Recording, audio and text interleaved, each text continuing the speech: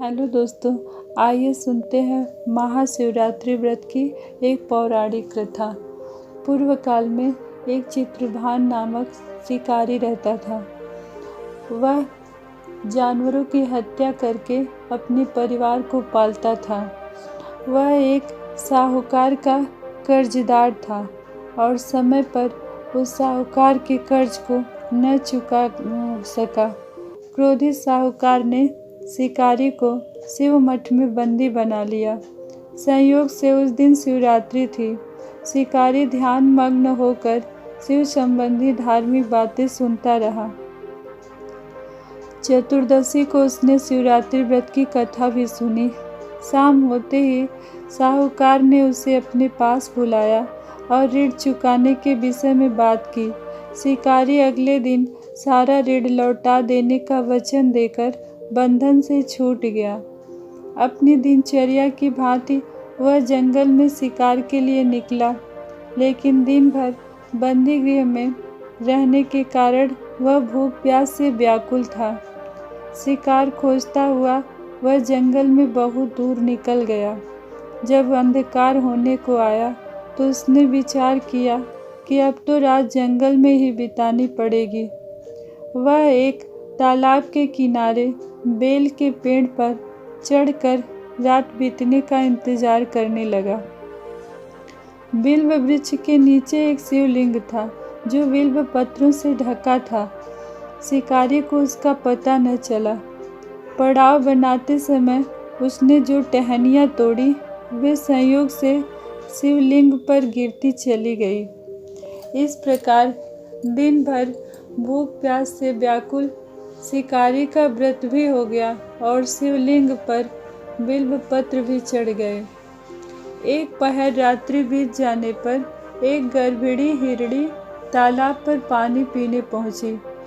शिकारी ने धनुष पर तीर चढ़ाकर ज्यों ही प्रत्यंचा खींची, हिरणी बोली, मैं गर्भिणी हूँ, शीघ्र ही प्रसव करूँगी।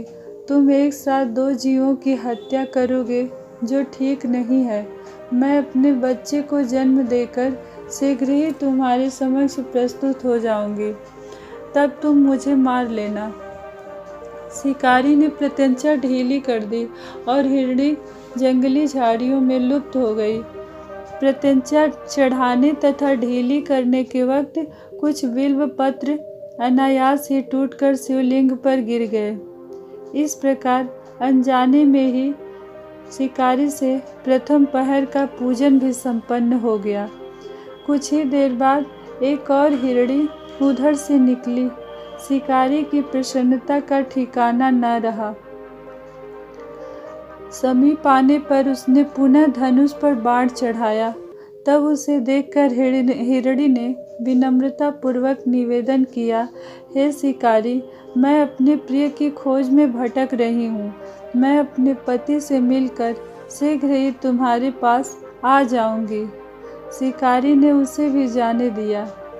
2 बार शिकार को खोकर उसका माथा ठनका और वह चिंता में पड़ गया।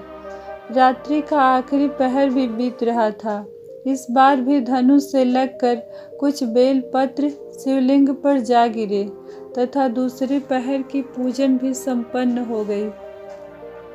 तभी एक अन्य हिरणी अपने बच्चों के साथ उधर से निकली। शिकारी के लिए यह स्वर्णिम अवसर था। उसने धनुष पर तीर चढ़ाने में देर नहीं लगाई। वह तीर छोड़ने ही वाला था कि हिरणी बोली, हे शिकारी, मैं इन बच्चों को इनके पिता के हवाले करके लौट आऊँगी। इस समय मुझे मत मारो। शिकारी हंसा और बोला, सामने आए शिकार को मैं कैसे छोड़ दूँ? मैं ऐसा मूर्ख नहीं हूँ। इससे पहले भी मैंने 2 बार अपना शिकार छोड़ दिया। मेरे बच्चे भूख प्यास से व्यग्र हो रहे होंगे। उत्तर में हिरणी ने कहा कि जैसे तुम्हें अपने बच्चों की ममता सता रही है, ठीक वैसे भी मुझे भी अपने बच्चों की ममता सता रही है।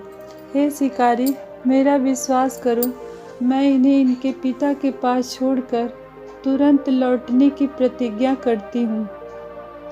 हिरणी का दुख भरा स्वर सुनकर शिकारी को उस पर दया आ गई उसने उस मृगी को भी जाने दिया। शिकार के अभाव में तथा भूख प्यास से व्याकुल शिकारी अनजाने में ही बेल वृक्ष पर बैठा बेल पत्र तोड़ तोड़कर नीचे फेंकता जा रहा था। सुबह होने को हुई तो एक हष्ट-पुष्ट मृग उसी रास्ते पर आया। शिकारी ने सोच लिया कि इसका शिकार तो वह अवश्य ही करेगा।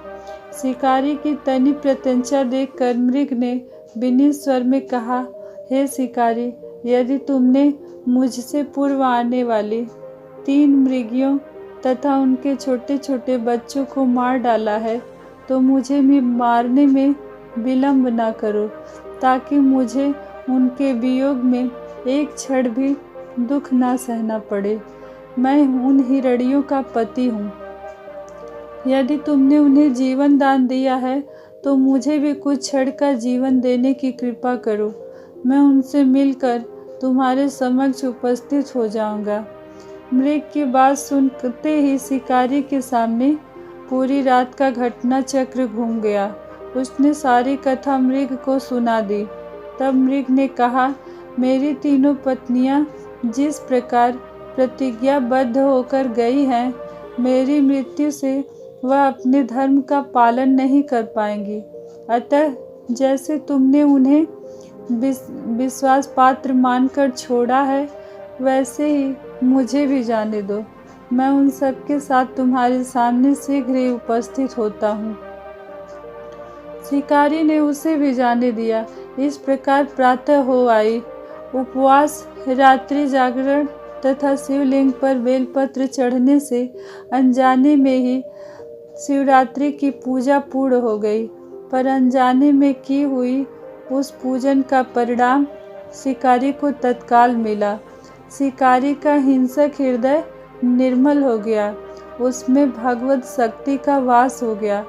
थोड़ी ही देर बाद वह मृग सब परिवार शिकारी के समक्ष उपस्थित हो गया, ताकि वह उनका शिकार कर सके।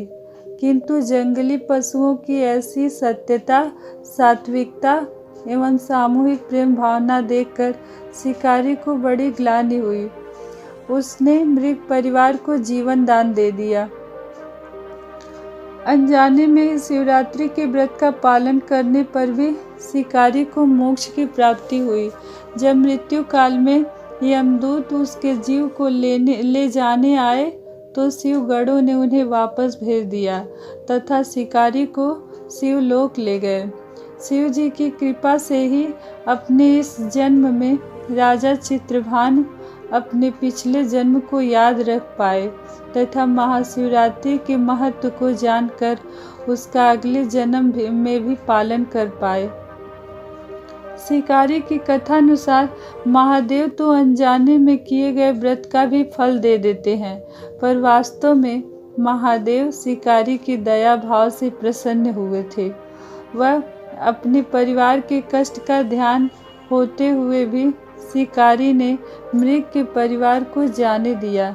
यह करुणा ही वस्तुतः उस शिकारी को उन पंडितों एवं पुजारियों से उत्कृष्ट बना देती है, जो सिर्फ रात्रि जागरण, उपवास एवं दूध, दही, बेलपत्र आदि द्वारा शिव को प्रसन्न कर लेना चाहते हैं। दोस्तों, इस कथा में सबसे महत्वपूर्ण बात यह है कि इस कथा में अनजाने में हुए पूजन पर भी विशेष बल दिया गया है। इसका अर्थ यह नहीं कि शिव किसी भी प्रकार से किए गए पूजन को स्वीकार कर लेते हैं अथवा भोलेनाथ जाने अनजाने में हुए पूजन में भेद नहीं कर सकते हैं। वास्तव में वह शिकारी शिव पूजन नहीं कर रहा था। इसका अर्थ यह भी हुआ कि वह किसी तरह के किसी फल की कामना भी नहीं कर रहा था।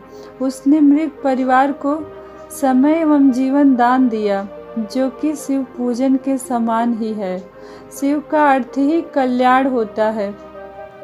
उन निरीह प्राणियों का कल्याण करने के कारण ही वह शिव तत्व को जान पाया तथा उसका शिव से साक्षात्कार हुआ। परोपकार करने के लिए महाशिवरात्रि दिवस का होना भी आवश्यक नहीं है। दोस्तों, हमारी आज की यह कहानी आपको कैसी लगी? कमेंट करके ज़रूर बताएं। और मिलते हैं लम्हे ज़िंदगी की अगली कहानी के साथ। तब तक के लिए नमस्कार।